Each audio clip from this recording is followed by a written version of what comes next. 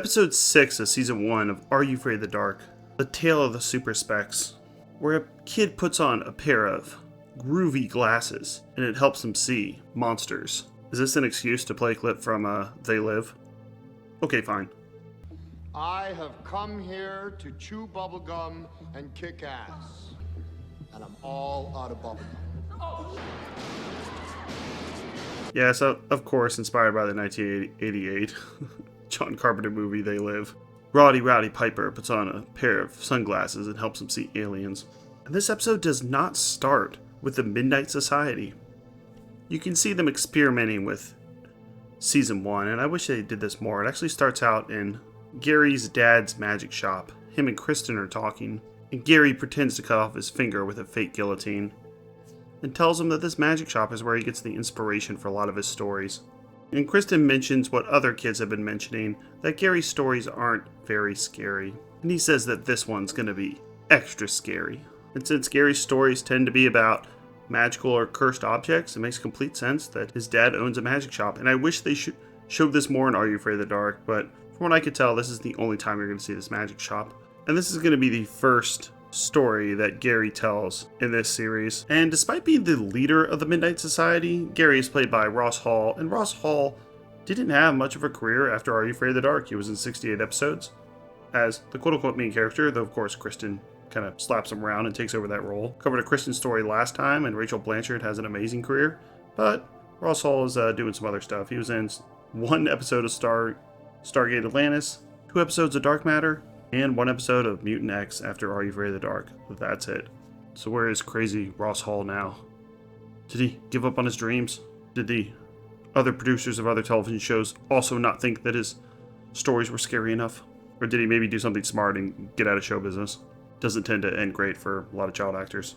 But since we've been told that they've been meeting in this Midnight Society for a long time, he's told other stories that have happened off screen. Maybe they could do a prequel. And Gary starts the story after throwing the obligatory dust on the campfire to make it sparkle. And the main character's name is Weeds, and Weeds is a prankster.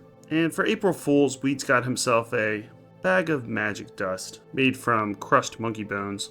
And it seems like they're in a magic shop similar to the one that Gary's dad owns. Because these are made up stories, I'm sure Gary is basing it on his dad's magic shop. And Weeds begins to just start throwing this magic dust around the shop, and it lands on a pair of sunglasses. Actually, these don't really look like sunglasses. They look like some kind of print glasses you would find at Spencer's. And we get introduced to the magic shopkeeper we'll see during this episode named Sardo. And we get the appearance of the monster in this episode when Weeds' girlfriend, Mary Beth, he actually has a girlfriend in this episode, and we see them kiss on the cheek. Ooh. She puts on the glasses and sees a guy dressed in all black tights with the sunglasses vision. He then goes around school playing more pranks. I'm not lying. Every time I put these stupid specs on, There, look by the tree.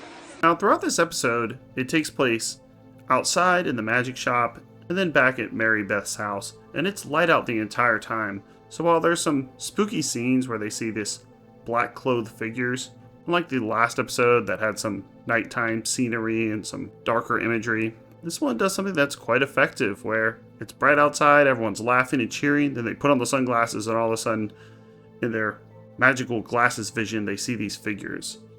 And I always found scenes that happen during the daylight more effective, because you don't expect it to happen. You don't expect to see a ghost in the bright sunlight. So whenever movies do this, I really like it. Rather than having the lights turn out, everything get dark, and you go, here's the scary scene. Here, they're constantly putting on the sunglasses and seeing figures. Now, I don't necessarily like the main magician, Sardo. He's played too goofy, except for they don't really give him anything funny to say. Having it been played more straight, or even as a evil magician, would have been more effective. But I guess they're trying to lighten up the atmosphere. And so far, we're just seeing a figure here and a figure there. But when Mary Beth goes to her house and puts on the sunglasses, now she's getting all these figures coming at her at the same time. Almost like they're multiplying the more she puts on these glasses. And that's my favorite scene of this episode. her in the bright daylight walking through her house, seeing bean after bean after bean. And so I was thinking, well, maybe she should just throw these sunglasses away and don't worry about it. And actually, one of the Midnight Society was actually reading my mind. They cut back to the clearing, and Frank remarks that Mary Beth should have just burned the sunglasses. But if you did that, you'd always be thinking in the back of your mind, are those visions actually really there? Am I just going to burn these sunglasses and pretend like these things don't exist? What if they come and get me? What if they're here to bring down the entire civilization? So actually, what they do is more noble, rather than just throwing them away and forgetting about it. They go to Sardo to cast a magic spell to make these things go away. Another scene that could have been more effective if Sardo just didn't act like a jackass the entire time. And we learn that these things are actually interdimensional beings. So, was Gary's story scary enough for the Midnight Society? Or is he losing his touch? Well, he has one last gag in store. 3.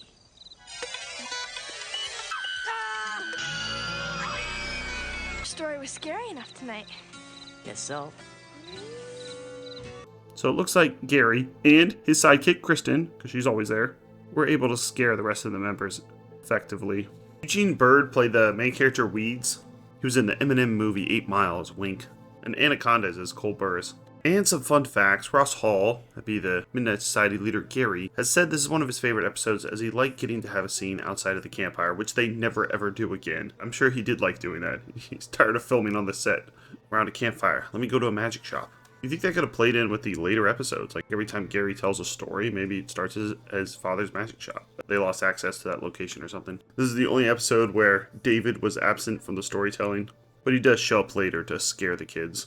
And this is the only episode to have a scene before the introduction. I thought there might have been another one, but no. It's always going to start at the Midnight Society. That's unfortunate. Next up is episode 7, The Tale of the Captured Souls, where a family moves to a vacation home on the lake. And the innkeeper, if you will, is a creepy guy who, well, uses their souls to make himself younger. It's a good one. And check out our playlist for the other series that we've covered. We're doing all episodes of Are You Afraid of the Dark?